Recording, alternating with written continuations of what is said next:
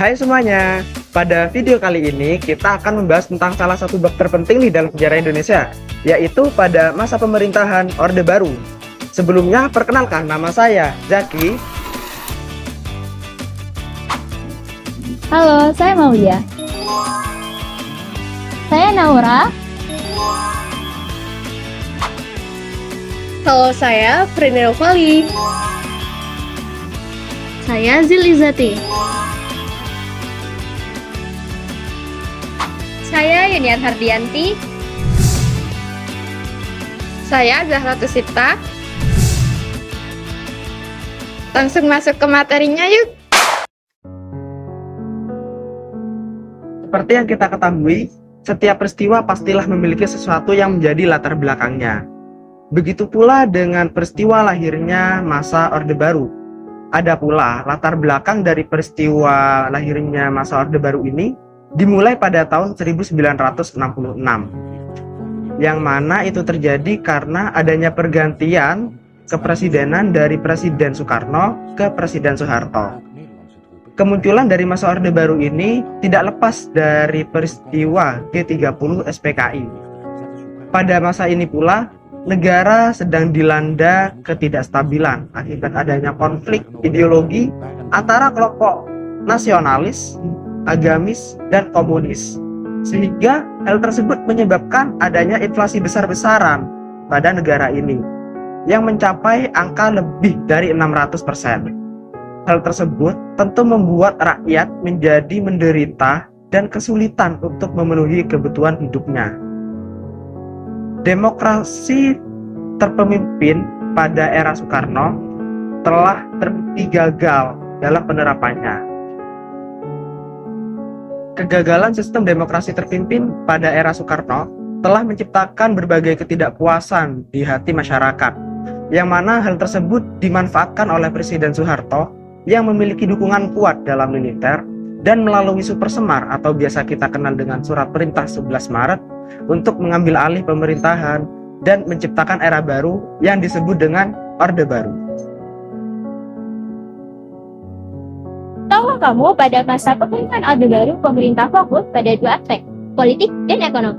Kehidupan politik pada masa Orde Baru berfokus pada sentralisasi kekuasaan dan pengendalian elemen politik yang dianggap pengganggu stabilitas negara. Yang pertama, sentralisasi kekuasaan di bawah kontrol militer. Pada masa Orde Baru, militer ditempatkan menjadi kekuatan utama dalam pemerintah dan pembangunan. Soeharto yang pada saat itu menjabat sebagai presiden memegang kendali penuh terhadap pemerintah dan pembangunan. Yang kedua, fungsi partai politik. Untuk mengurangi konflik ideologi yang ada, pemerintah pada masa Orde Baru memaksa partai-partai yang ada untuk bergabung menjadi satu. Fungsi ini menghasilkan 3 partai. Yang pertama, Golkar atau Golongan Karya. Yang kedua, Partai Demokrasi Indonesia atau PDI. Yang ketiga, Partai Persatuan Pembangunan atau PPS.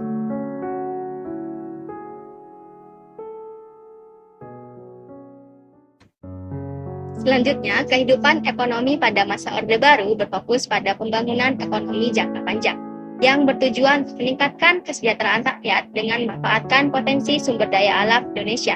Yang pertama adalah rencana pembangunan 5 tahun. Program ini dirancang untuk mencapai tujuan yang spesifik seperti pembangunan infrastruktur, peningkatan sektor pertanian, dan industrialisasi. Yang kedua adalah fokus pada sektor pertanian dan swasembada pangan. Program ini bertujuan untuk meningkatkan produksi beras dan bahan pangan lainnya agar tidak bergantung pada impor. Dan yang terakhir adalah investasi asing. Pada masa Orde Baru, membuka pintu bagian investasi asing dapat menguntungkan dengan menawarkan kebijakan yang ramah terhadap investor luar negeri.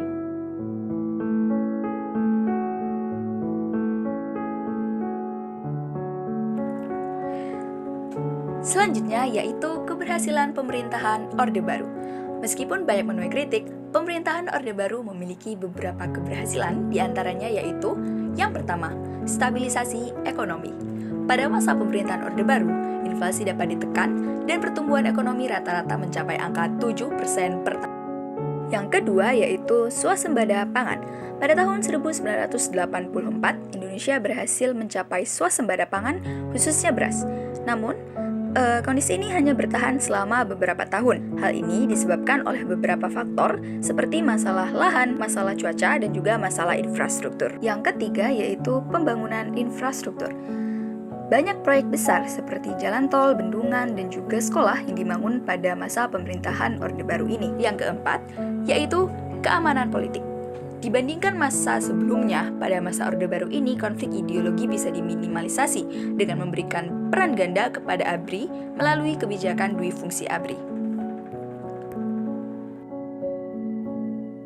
Dan tibalah kita pada akhir masa pemerintahan Orde Baru. Masa kejayaan Orde Baru tidak berlangsung lama. Pada akhir tahun 1990-an, terjadi banyak masalah, seperti yang pertama, krisis ekonomi Asia, yang terjadi pada tahun 1997. Pada masa itu, harga rupiah anjlok drastis, menyebabkan inflasi tinggi dan kerusuhan sosial. Yang kedua adalah korupsi, kolusi, dan nepotisme atau KKN. Pada masa pemerintahan Soeharto, dituding banyak melakukan praktik korupsi dan kronisme. Yang ketiga adalah tuntutan reformasi. Rakyat mulai menuntut perubahan melalui demonstrasi besar-besaran, terutama mahasiswa. Puncaknya, pada tanggal 21 Mei 1998, Soeharto berhenti sebagai presiden setelah berkuasa selama 32 tahun, dan berakhirlah masa Orde Baru. Jadi itu tadi pembahasan kita mengenai Orde Baru, sebuah masa yang penuh dengan dinamika, mulai dari pencapaian pembangunan hingga kritik atas otoritarianisme dan praktik KKN. Semoga vlog ini bermanfaat untuk kalian yang sedang belajar sejarah Indonesia. Terima kasih sudah nonton video ini. Dadah!